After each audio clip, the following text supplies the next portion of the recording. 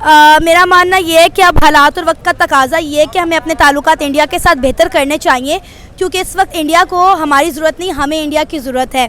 तो मेरा ख्याल है अब वक्त आ गया है कि हम ये बॉर्डर के लड़ाई झगड़ों से निकल कर अपने मुल्क के हालात की तरफ फोकस करें। इस वक्त हमारे मुल्क को एक ऐसे हुक्मरान की ज़रूरत है जो इसको संजीदगी के साथ आगे लेकर चले। खुदारा ये कुर्सी की जंग जो है लड़ना छोड़ें, आवाम का हाल देखें, उस पर रहम करें, एजुकेशन के निज़ाम को बेहतर करें, IT को आगे लेकर चलें। और अगर आपसे ये नहीं हो पा रहा तो खुदारा आप कुर्सी के लिए लड़ना छोड़ दें। आवाम अपना बेहतर हल जानते हैं, आवाम जानती है कि उसको कैसे सर्वाइव करना है। अगर मैं बात करता हूँ इंडिया की, तो इंडिया की करेंसी यूज़ करने से हमें क्या इम्पैक्ट पड़ेगा? पहली बात तो ऐसा होने वाला नहीं, अगर ऐसा हो जाता है तो इससे अच्छी मेरा ख्याल है कोई बात ही नहीं होगी। तो डॉलर छोड़ देना चाहिए ना हमें। कितना टाइम हम डॉलर के पीछे भागते रहेंगे? डॉलर हमारे पास है ही नहीं, इसलिए हमने डॉलर को कब का छोड़ दिया हुआ है। अस्सलाम वालेकुम, नमस्ते, सत श्री अकाल। आज हम बात करेंगे डॉलर के ऊपर। डॉलर की अगर मैं बात करता हूँ तो हमें डॉलर को बढ़ा के अगर इंडियन रुपी में अगर हम ट्रेडिंग स्टार्ट कर दें, इन्वेस्टमेंट स्टार्ट कर दें, इम्पोर्ट एक्सपोर्ट स्टार्ट कर दें, तो पाकिस्तान के ऊपर क्या इम्पैक्ट पड़ेगा और इंडिया के ऊपर क्या इम्पैक्ट पड़ेगा? इंडिया ने तो 18 मुल्कों में पहले ही अपनी जो ट्रेडिंग है रुपी में स्टार्ट करने की स्टार्ट कर दी है। तो चलते हैं वीडियो की तरफ, लोगों से लेते हैं रिएक्शन, और वीडियो को एंड तक देखना मत भूलिएगा। अस्सलाम वालेकुम। वालेकुम अस्सलाम। मैम क्या हाल है? मैं ठीक, आप बताओ। आपका नाम? सनामजद। सनामजद। अगर मैं वही बात करता हूँ डॉलर्स की बात करता हूँ, हम लोग हमारे सुनने में ये आता था कि पहले हम डॉलर्स में ट्रेडिंग वगैरह करते हैं, डॉलर में इन्वेस्टमेंट करते हैं। डॉलर की बजाय अगर हम इंडिया की करेंसी यूज़ करें तो बहुत अच्छी बात है। ऑलरेडी 18 कंट्रीज़ जो हैं उन्हें अलाउ कर दिया गया है कि वो ट्रेड कर सकती हैं इंडियन करेंसी में, और अगर उनमें से एक कंट्री पाकिस्तान भी हो जाए तो बहुत अच्छी बात है, क्योंकि देखिए एक जो मोनोपली बनी हुई है उस मोनोपली को तोड़ने का भी वक्त आ गया है ना। मतलब एक डॉलर का जो गलबा छाया हो गया था, अब वो वक्त आ गया इस गलबे को तोड़ा जाए और किसी और करेंसी को मौका दिया जाए। सबसे इंटरेस्टिंग बात है कि हमारे हमसाए इंडिया ने जो है ये काम पहले कर दिया। अब हम देखें, हम डॉलर के मोहताज हैं, ठीक है। अगर हमारे पास डॉलर नहीं है तो हम इंपोर्ट नहीं कर सकते, हम ट्रेड नहीं कर सकते, लेकिन इंडिया को अब डॉलर की मोहताजी नहीं है, वो अपनी करेंसी में ट्रेड कर रहा है। आप देखिए कि रशिया के साथ उन्होंने जितनी ऑयल ट्रेड की है सब उन्होंने अपनी करेंसी के अंदर की है।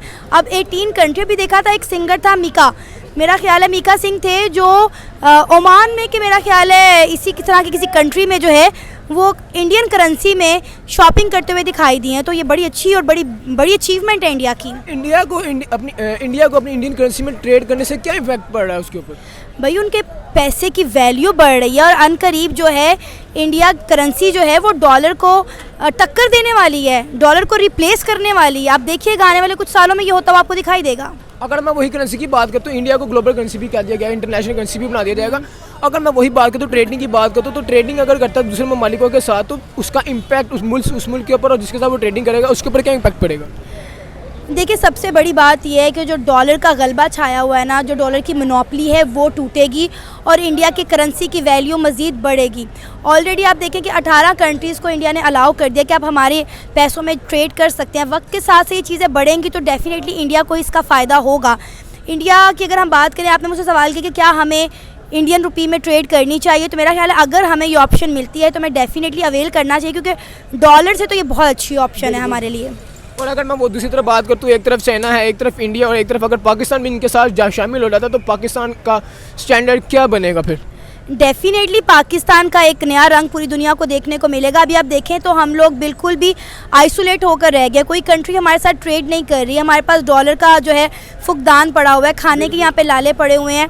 सब कंट्रीज़ का रुझान इंडिया की तरफ है, लेकिन पाकिस्तान किसी को अट्रैक्ट नहीं कर पा रहा। उसकी वजह ये है हमारे क्राइसिस, हमारी गिरती हुई इकॉनमी, हमारे कर्जे। तो मेरा ख्याल है अगर इंडिया के साथ हमारे टर्म्स बेहतर हो जाते हैं, हम भी उनमें एक कंट्री शामिल हो जाती है, तो डेफिनेटली पाकिस्तान का फ्यूचर बहुत ब्राइट होने वाला है। इंडिया ने इतना ज़्यादा जो ट्रस्ट डेवलप किया फॉरेन कंट्रीज़ के ऊपर, तो अगर पाकिस्तान भी ट्रस्ट डेवलप करता तो आज हम इंडिया के मुकाबले में स्टैंड ना करते। देखिए हमें तो 75 सालों से यही बताया गया कि बॉर्डर में ना हमारे फ़ौजी की टांग इंडिया के फ़ौजी की टांग से ऊपर होती है। हमें कभी ये नहीं बताया गया कि ट्रैक्टर बनाने वाला दूसरा बड़ा मुल्क जो है वो इंडिया है।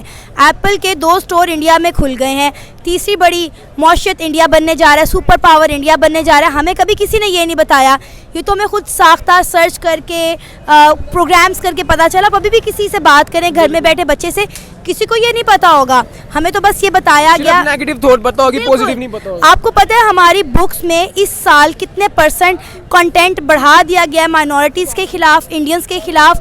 हम नफ़रत अमेज़ जो है वो पैगामात दे रहे हैं और ये बहुत हद तक बढ़ता चला जा रहा है कम होने के बजाय।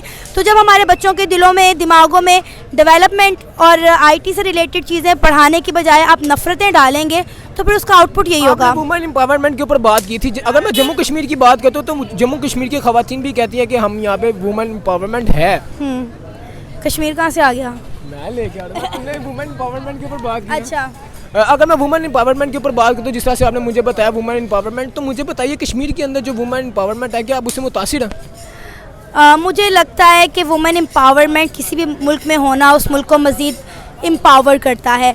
और जम्मू कश्मीर में मैंने पिछले दिनों कुछ सहाफ़ियों के इंटरव्यू किए और जिसमें मोस्टली फ़ीमेल्स थी, तो मुझे तो फ़ील हुआ कि वहाँ पे वुमेन एम्पावरमेंट पे बहुत ज़्यादा काम किया जा रहा है। बेटी पढ़ाओ, बेटी बचाओ, लाडली बेटी स्कीम, इस तरह की बहुत सारी स्कीम जो हैं वो मोदी सरकार की जानिब से, वहाँ की स्टेट गवर्नमेंट की जानिब से जम्मू कश्मीर में इंट्रोड्यूस करवाई जा रही हैं, ताकि ख़वातीन जो है वो मोर एम्पावर हों और अपने आप को जो है अपने मतलब काबिल बना सके, अपने मुल्क की खिदमत कर सके। तो मेरा ख्याल है कि अगर हम बात करें आज़ाद कश्मीर या पाकिस्तान पंजाब की बात करें, तो यहाँ से ज़्यादा कश्मीर की, जम्मू कश्मीर की खवातीन को एम्पावर किया जा रहा है। अगर मैं वही बात करता हूँ, पीएम मोदी की बात कर लेता हूँ, मैं इंडिया की बात कर लेता हूँ, तो इंडिया ने पाकिस्तान को बुलाया था अपने मुल्क के अंदर अपने ये जो मसले मसाइल थे इनको ख़त्म करने के लिए, बट हमारे फॉरेन मिनिस्टर ने हमारी जो सियासत बैठी हुई है उसने रिजेक्ट क्यों किया?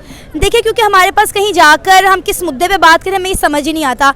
हम जहाँ पे भी जाते हैं, किसी भी इंटरनेशनल फर्म पर जाते हैं, हम वहाँ जाके सिर्फ कश्मीर का मुद्दा उठाते हैं, हम किसी और मुद्दे पे बात ही नहीं करते। हमारे मुल्क में जो हालात हैं, जो क्राइसिस है, हम उन पर बात ही नहीं करते। आप एक मिनट के लिए सोचें, अगर ये बॉर्डर खुल जाएं, हमारे बच्चे इंडिया की जाकर यूनिवर्सिटीज़ में पढ़ें, सस्ती और अच्छी एजुकेशन लें, तो आप मुझे बताएं कि हमारी यूथ का फ्यूचर क्या होगा।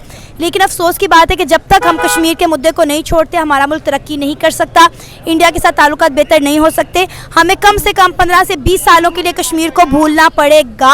हम कश्मीर के मुद्दे को एक तरफ रखेंगे, तभी हम इंडिया के साथ ताल्लुकात बेहतर करेंगे और ये मुल्क तरक्की की राह पर गामजन होगा। एट द एंड आप क्या मैसेज देना चाहेंगे हमारे इस टॉपिक के लिए, जो ऑडियंस आपको देख रही है? मेरा मानना ये है कि अब हालात और वक्त का तकाजा ये है कि हमें अपने ताल्लुकात इंडिया के साथ बेहतर करने चाहिए, क्योंकि इस वक्त इंडिया को हमारी ज़रूरत नहीं, हमें इंडिया की ज़रूरत है। तो मेरा ख्याल है अब वक्त आ गया है कि हम ये बॉर्डर के लड़ाई झगड़ों से निकल कर अपने मुल्क के हालात की तरफ फोकस करें। इस वक्त हमारे मुल्क को एक ऐसे हुक्मरान की ज़रूरत है जो इसको संजीदगी के साथ आगे लेकर चले। खुदारा ये कुर्सी की जंग जो है लड़ना छोड़ें, आवाम का हाल देखें, उस पर रहम करें, एजुकेशन के निज़ाम को बेहतर करें, IT को आगे लेकर चलें। और अगर आपसे ये नहीं हो पा रहा तो खुदारा आप कुर्सी के लिए लड़ना छोड़ दें। आवाम अपना बेहतर हल जानते हैं, आवाम जानती है कि उसको कैसे सर्वाइव करना है। आप फिर हमारे लिए लड़ना मरना छोड़ दें। जैसा कि आपने लोगों की राय सुनी, अपनी राय कमेंट सेक्शन में देना मत भूलिएगा। चलते हैं नेक्स्ट वीडियो की तरफ, तब तक के लिए अल्लाह हाफिज़।